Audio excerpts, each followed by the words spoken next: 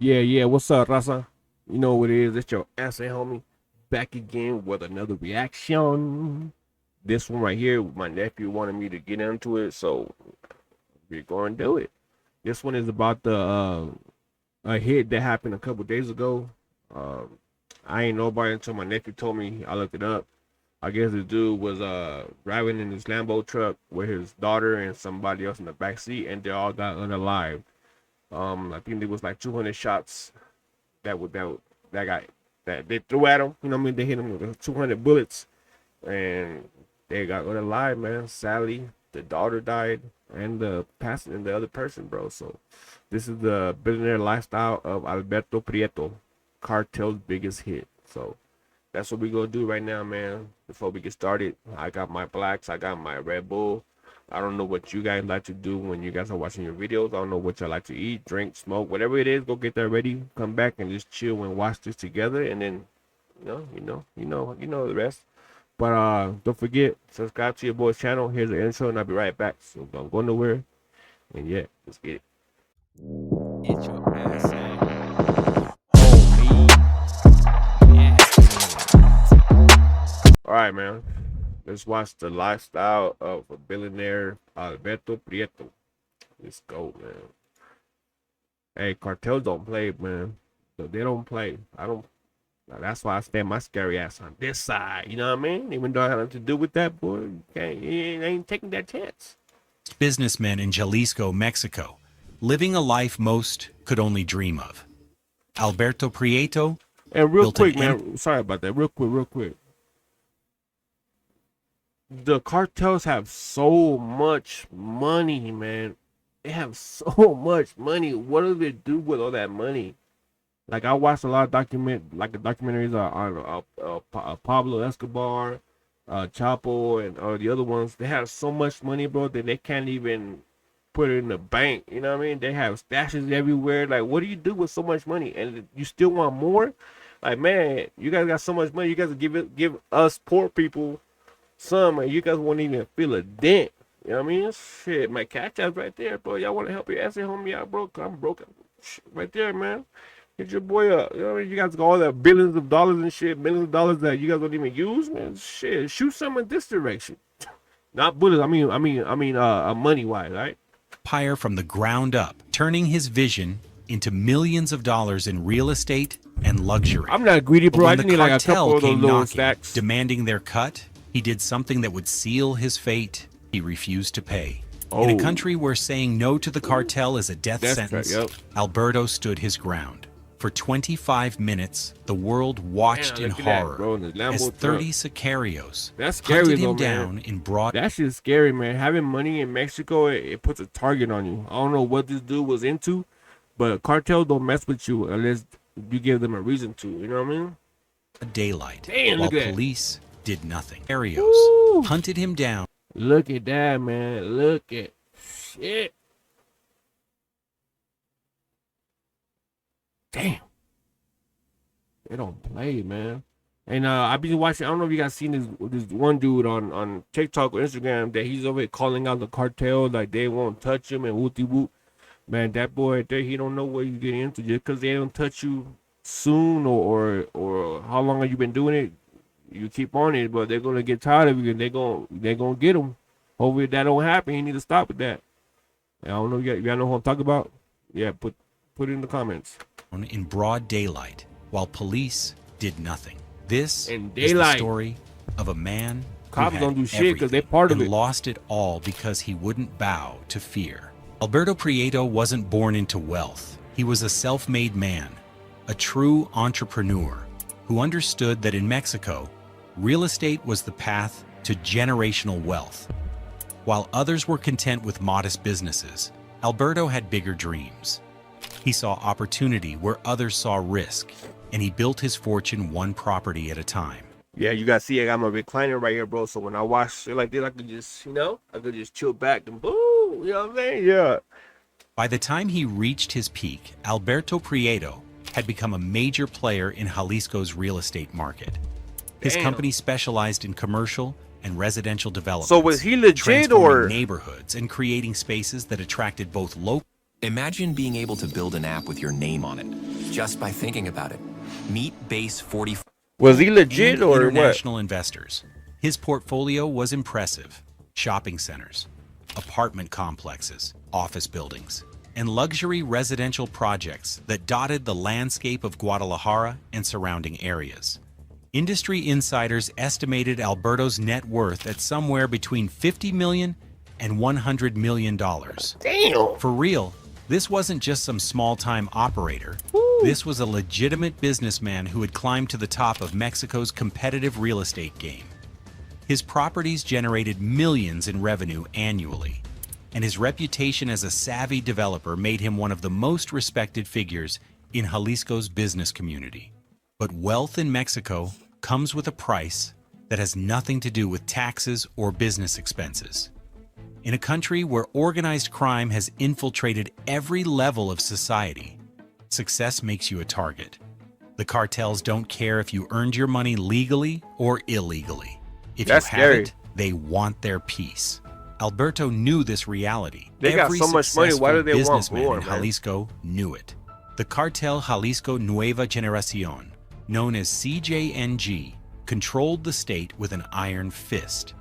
Led by Nemesio Oseguera Cervantes, better known as El Mencho, the CJNG had Yo, that's the dude that the one TikToker was talking about, man.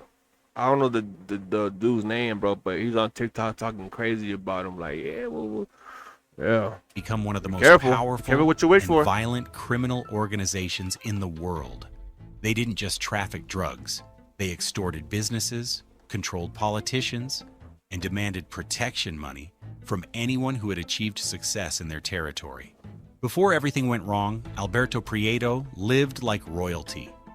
His success afforded him a lifestyle that most Mexicans could never imagine. He owned multiple properties across Jalisco, including a sprawling mansion in one of Guadalajara's most exclusive should be neighborhoods. nice. The estate featured everything you'd expect from a multimillionaire: imported marble floors, custom furniture from Europe, a pool that looked like it belonged in a five-star That's sad though, resort. man. That's sad, bro. When you work your ass off and you get to a certain level in life, you can't even enjoy the luxury of it because stuff like this could happen.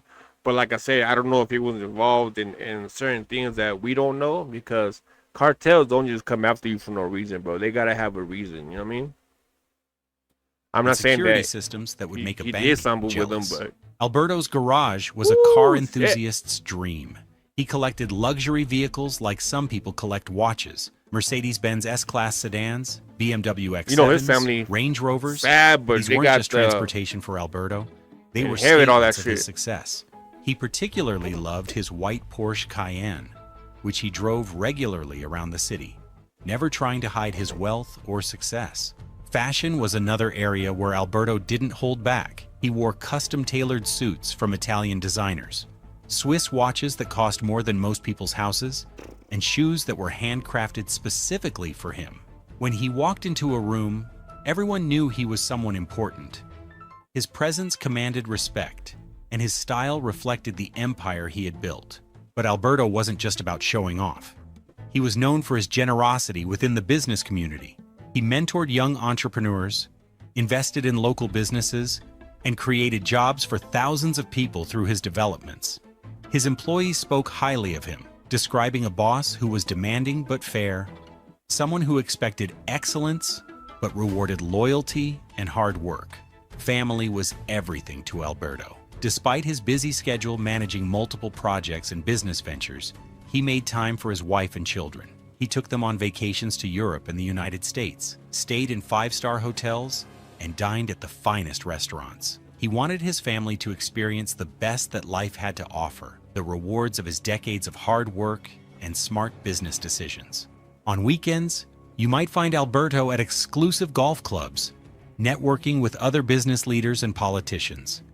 He understood that in Mexico, success wasn't just about what you knew. Mexico got some It was beautiful about ass who you scenery, knew. man. They got His connections ran deep, man, from beautiful. local government officials to international investors. He had built relationships that took years to cultivate, relationships that had helped him navigate the complex world of Mexican real estate development. His office was a I dare you to let me build you a completely free e-commerce store preloaded with reflection of his success. located in one of his own buildings, naturally. Floor-to-ceiling windows offered views of the city he had helped shape. Original artwork decorated the walls, and his desk was always organized, a sign of the meticulous attention to detail that had made him successful. This was a man who had everything figured out, or so it seemed. But in Jalisco, no amount of success could protect you from the cartel's reach. The CJNG had been watching Alberto for years. They saw his developments going up, saw his luxury cars, saw his lifestyle, and they wanted their cut. In their eyes, anyone operating in their territory owed them tribute. It didn't matter if your business was legal or illegal. If you made money in Jalisco, El Mencho expected his payment. Jalisco. The first approach was subtle. Representatives from the cartel reached out through intermediaries, people who moved in both the legitimate business world and the criminal underworld. The message was simple: pay a monthly protection fee and continue operating without problems. Refuse and face the consequences. For many businessmen, this was just another cost of doing business in Mexico. They paid quietly, wrote it off as a necessary expense, and continued their operations.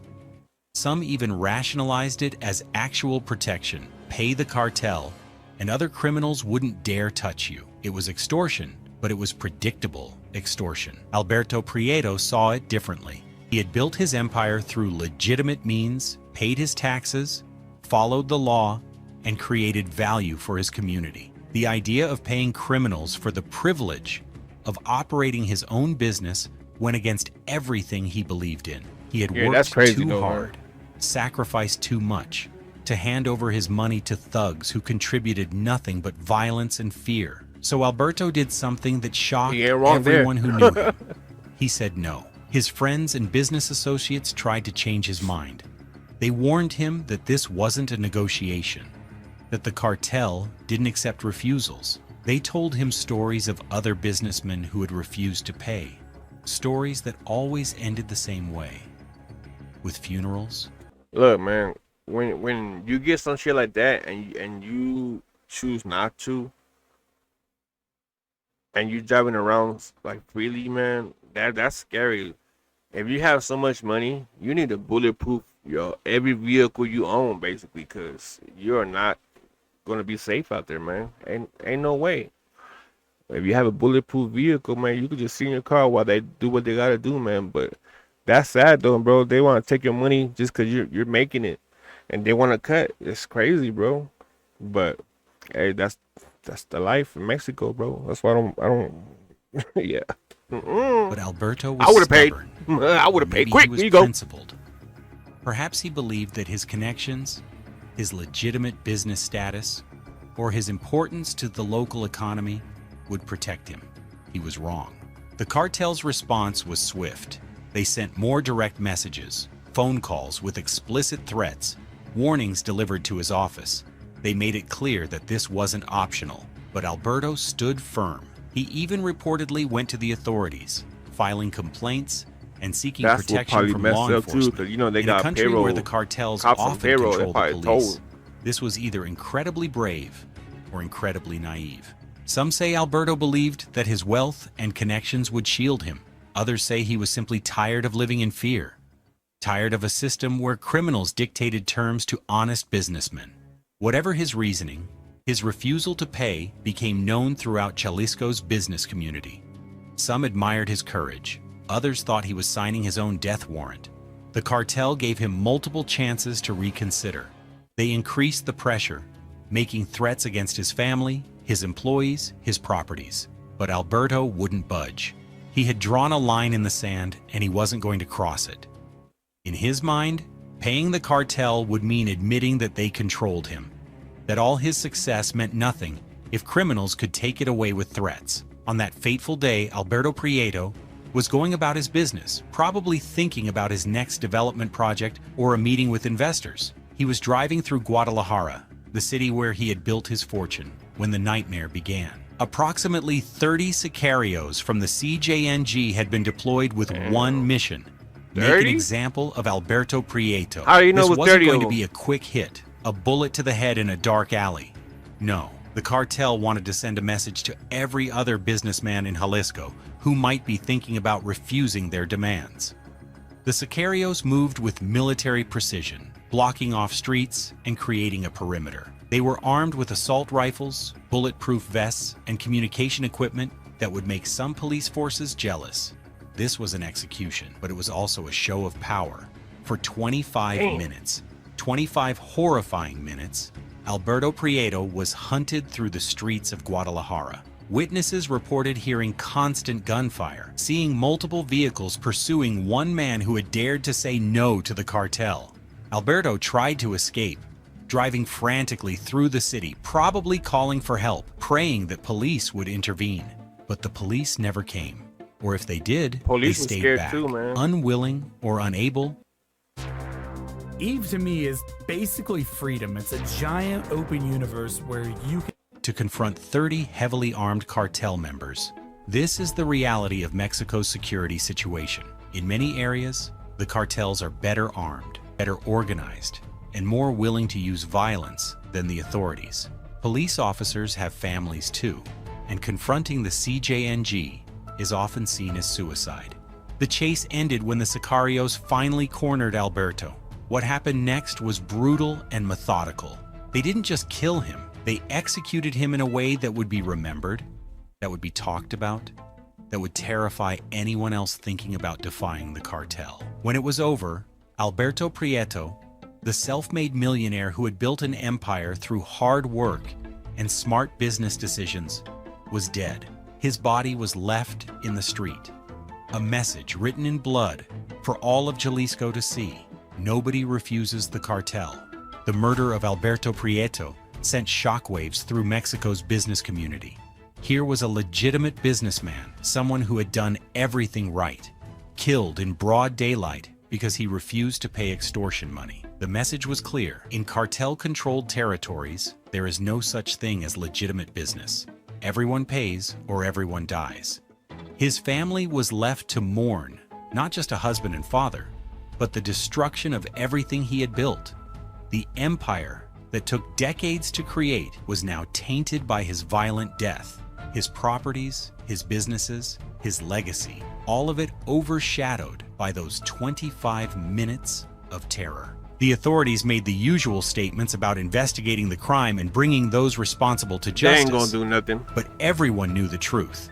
In Jalisco, the CJNG operates with near impunity. El Mencho's organization has proven time and again that they can strike anywhere, anytime, against anyone. Alberto's murder was just another statistic in Mexico's ongoing war between cartels and anyone who stands in their way. For other businessmen in Jalisco, Alberto's death was a harsh reminder of the reality they face. Success in Mexico comes with a price that has nothing to do with hard work or smart investments. It comes with the constant threat of violence, the knowledge that everything you build can be taken away by criminals Like that. who contribute nothing but fear. Alberto Prieto's story is a tragedy on multiple levels. It's the story of a man who built something real, something legitimate, only to have it destroyed by a system that rewards violence over enterprise. It's the story of a country where the rule of law has broken down so completely that 30 armed men can hunt someone through city streets for 25 minutes, while police stand by and do nothing. But maybe in some way, Alberto's refusal to pay was its own form of victory. He died on his own terms, refusing to bow to criminals, refusing to accept that his success meant nothing in the face of cartel power. He stood up when others stayed silent, fought back when others submitted. In a country where fear often wins, Alberto Prieto chose defiance. His net worth, estimated at up to $100 million, couldn't save him.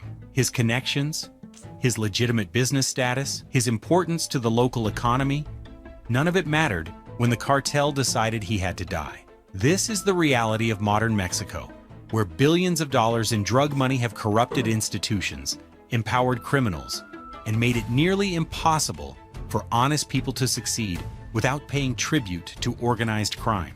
The billionaire lifestyle of Alberto Prieto ended not in a mansion or a boardroom, but in the streets of Guadalajara, hunted like an animal for refusing to submit to extortion.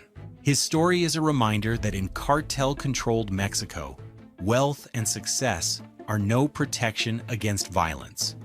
If you found this story as shocking as we did, make sure to subscribe and hit that notification bell. We bring you the untold stories from the world of organized crime, the stories that reveal the true cost of the drug war. Drop a comment below with your thoughts on Alberto's decision to refuse the cartel. Was he brave or foolish? Let us know. Until next time. Man, that's crazy, man. I guess he did everything the right way, but he just didn't want to pay, man. But I mean, he is speaking truth though. Like, why does he have to pay people money that he worked hard to build to get for himself? You know, like that's crazy. But when you have the cartel on you, bro, it's best just to keep them happy, man, because they don't give a damn about your life, your kid's life, nobody but theirs, you know. But they have so much money, man. I don't know what they do with all that money, man. Shit. But rest in peace to Mr. Prieto, and my condolences to his family, man. That's crazy. That's wild, man. That's wild to think that you could be doing everything the right way and you have no protection, because everybody knows Mexico is ran by those people. You know what I'm saying? And that's sad to say, but that's the harsh reality, man. That's why I'm saying that little TikToker dude better watch his mouth, because just because they haven't touched him yet doesn't mean they won't, man. You heard of that one dude that made fun of him in Mexico, and they found him in the bar and they pop his ass? Yeah, watch out now. But yeah, hit the comments, man. Let me know what y'all think. It's crazy. Let me know your thoughts and what I should get on to next, and yeah, on to the next one. But shout out to my nephew, man. He's always been my #1 fan. When I first started YouTubing, he was always there. He's always like encouraging me, you know what I mean, to get on here and do my stuff, man. So shout out to my nephew, brother. But let me know what y'all think, man. Hope you guys liked it. Hit the comments, hit the like button, the dislike. Don't forget to subscribe to your boy's channel, and then wait for the next one. Until then, peace. Your homie that I say. I'm out. Don't think about leaving, but like hitting the subscribe button.